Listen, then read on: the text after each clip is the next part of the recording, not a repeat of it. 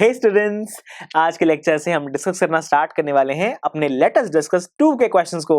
और शुरुआत करेंगे सबसे पहले क्वेश्चन के साथ जो कह रहा है Mario successfully sat on the invisible chair on his first attempt, state whether true और फॉल्स। यानी कि कहा गया है कि मारियो सक्सेसफुली अपनी चेयर पर, इनविजिबल चेयर पर बैठ गया था पहली बार में ही, फर्स्ट अटेम्प्ट में ही।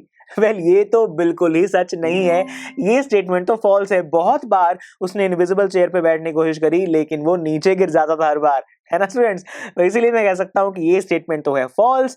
आप जाइए इसका क्वेश्चन का रिटन सोल्यूशन देख कर आइए, क्योंकि हम इसे अच्छे से समझ तो चुके ही हैं और मैं लेकर आऊंगा question 2 in the next lecture. I am sure students आपको ये लेक्चर बहुत ही पसंद आया होगा।